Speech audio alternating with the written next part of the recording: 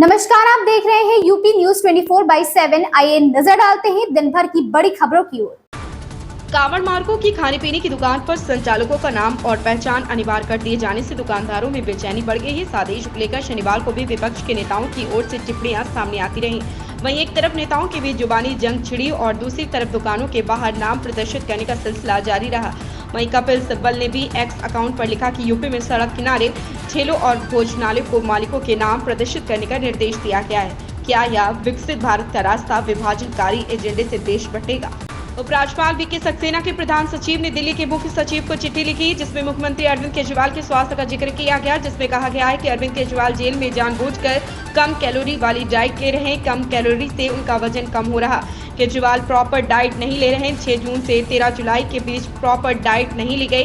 Kejriwal diet chart का पालन नहीं कर रहे हैं। चिट्ठी में जेल अधीक्षक की रिपोर्ट का हवाला देते हुए लिखा गया है कि एलजी ने मुख्यमंत्री द्वारा निर्धारित चिकित्सा आहार और दवाओं का सेवन न करने पर चिंता व्यक्त की है। भाजपा अल्पसंख्यक मोर्चा प्रमुख जमाल सिद्दीकी ने कहा कि सबका साथ सबका विकास भाजपा की आत्मा है। हो सकता है कि शुभेंदु अधिकारी ने गलती से ऐसा कह दिया हो। लोकसभा चुनाव में भारतीय जनता पार्टी को बंगाल में हार देखनी पड़ी थी।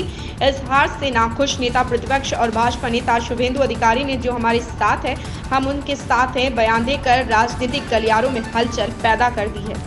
उप मुख्यमंत्री ने कहा कि मंत्रिपरिषद द्वारा स्वीकृत खनिज ब्लॉकों की नीलामी होने से सीमेंट उद्योग के लिए लाइमस्टोन उपलब्ध होगा एवं सीमेंट के नए कारखाने भी लगाए जाएंगे और अयस्कों के खनन से भी इस पर आधारित उद्योगों की स्थापना होगी एवं राज्य में निवेश के नए मार्ग खुलेंगे। नीतीश सरकार ने खनिज ब्लॉकों की नीलामी की स्वीकृति दे दी है। उप मुख्यमंत्री विजय सिन्हा ने कहा कि अब जल्द ही बिहार भी बृहद खनिज के क्षेत्र में नया आयाम रचेगा। भारत सरकार द्वारा जमुई जिला के सिकंदरा प्रखंड में लॉ एस के 2 खनिज ब्लॉक और रोहतास जिला में भूरा कटरा लाइमस्टोन खनिज ब्लॉक राज्य को आवंटित किया गया था। जदयू नेता केसी त्यागी ने बिहार से बाबाधाम को सबसे खास कांवड़िया मार्ग बताया था। अब केंद्रीय मंत्री और बिहार के पूर्व सीएम जीतन राम मांझी ने कांवड़ यात्रा के नेम प्लेट विवाद पर साफ राय जाहिर कर दी है। कहा पहचान जरूरी, इस बात तो वाह अब हवा मिल गई है। जब केंद्रीय मंत्री और बिहार के पूर्व मुख्यमंत्री जीतन राम मांझी ने इससे जुड़े सवाल के जवाब में उदाहरण सहित बताया कि नाम ही तो पहचान है, नाम बताने में हर्ज नहीं है। तमिलनाडु के उप मुख्यमंत्री पद पर पदोन्नति की अफवाहों को मंत्री और डीएम के युवा विंग के सचिव उदयनिधि ने पूरी तरह नकार दिया। उन्होंने सभी को प्रोत्साहित करते हुए कहा कि हमारी सरकार में हम सभी मंत्री ही उप मुख्यमंत्री हैं।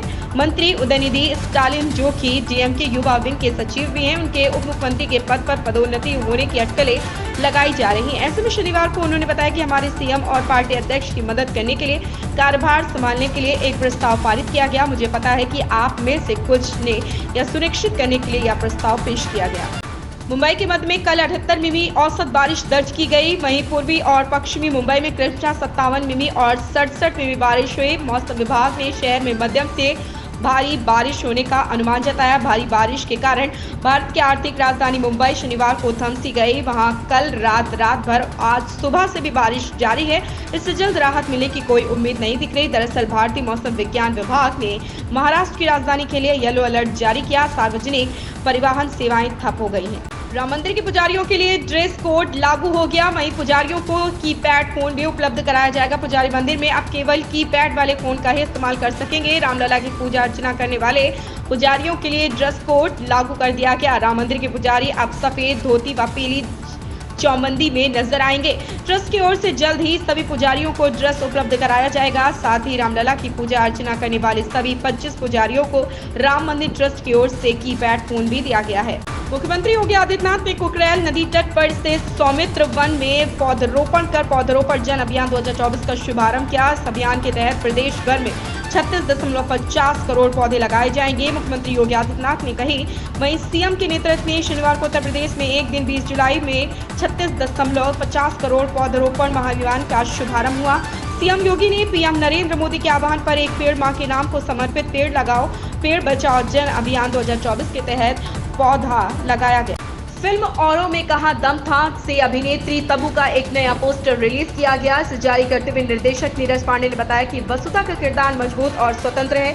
अजय देवगन और तब्बू की नई फिल्म औरों में कहां दम था से तब्बू के किरदार का एक नया पोस्टर जारी किया गया।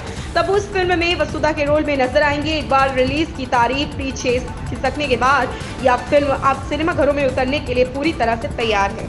इन खबरों में बस इतना ही। देखते रहें यूपी न्यूज़ 24/7।